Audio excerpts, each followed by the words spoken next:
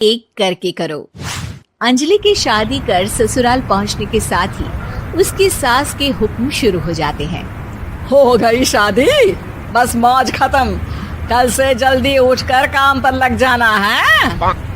अरे माँ आज ही यहाँ आई है, इसे सब समझने के लिए कुछ दिन तो दो। मेरे और बहू के बीच की बात है, तू घर के मामले में ना बोलियो। इस पर जतिन वहाँ से अपने कमरे में चला जाता है और सास अंजलि को काम की लिस्ट सुनाने लगती है। सुबह पहले घर की सफाई करनी है, फिर कपड़े धोने हैं, साथ में खाना भी बनाना है। एक की वजह से दूसरा काम रुकना नहीं चाहिए है। जी मम्मी जी ठीक है। ये कहकर अंजलि अपने कमरे में चली जाती है।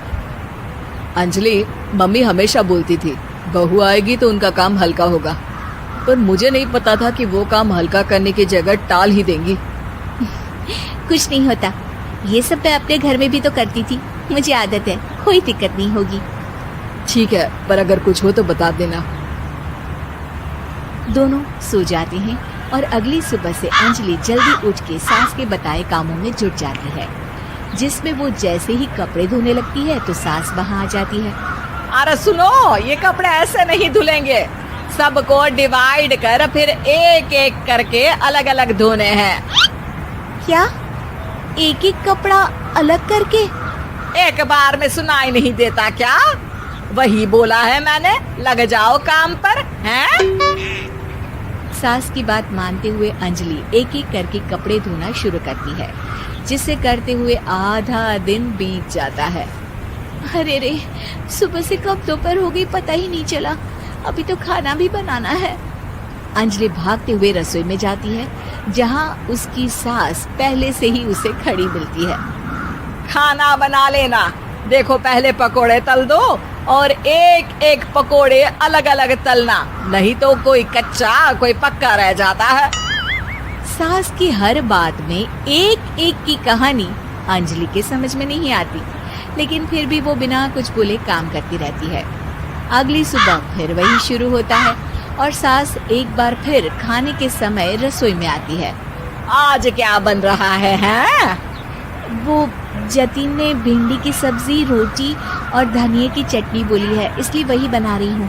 अरे वाह जी वाह, बढ़िया है।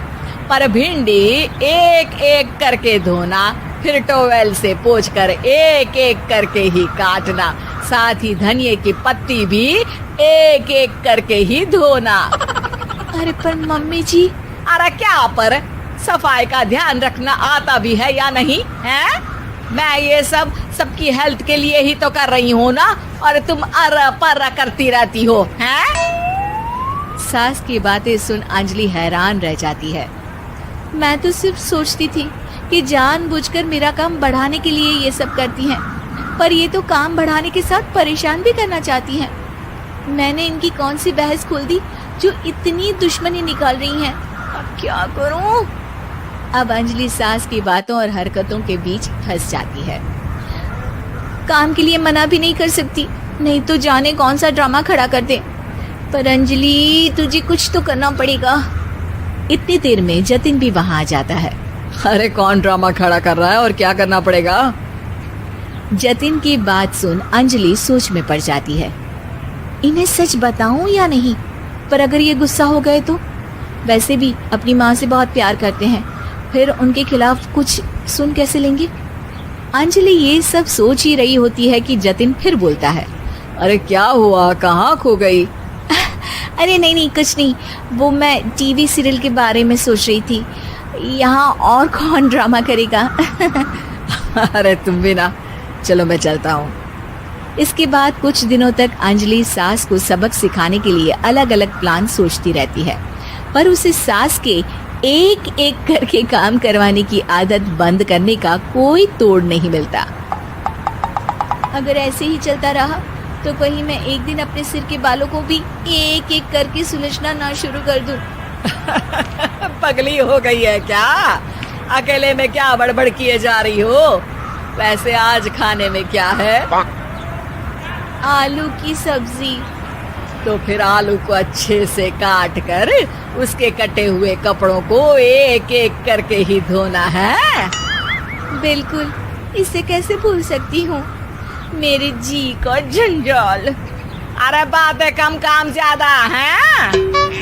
अंजलि एक बार फिर सास के कहे अनुसार काम करने लग जाती है, जिसमें सब्जी बनाते हुए उसके दिमाग में एक आइडिया आता है और वो सास को आवाज लगाती है, मम्मी जी सुनिए जरा इधर तो आना। अंजलि की आवाज सुन सास रसोई में आती है। अरे क्या हुआ, क्यों गला फाड़ कर चिल्ला रही हो? कुछ नहीं, वो सुबह कपड़े धोने की जल्दी में नहाई नहीं थी और अब शाम की पूजा भी करनी है, तो आप जरा सब्जी देख लीजिए ना, तब तक मैं नहा कर आती हूँ। अंजलि सास को रसोई में छोड़कर नहाने चली जाती है। इसी तरह देखते देखते 4 घंटे बीत जाते हैं, लेकिन अंजलि बाथरूम से बाहर ही नहीं निकलती, जिसे देख सास उसे आवाज लगाती है। अरे बाथरूम में ही समाधि लगा ली क्या? यहाँ सब्जी बनकर ठंडी भी हो गई और अभी तक तेरा नहाना खत्म नहीं हुआ। मम्मी जी जैसे आप कहती हैं ना, मैं वैसे ही एक एक करके अपने बाल शैम्पू कर रही हूँ। तो अभी 3 घंटे और लगेंगे, तब तक काम और जतिन को खाना सर्व करना आप संभाल लेना।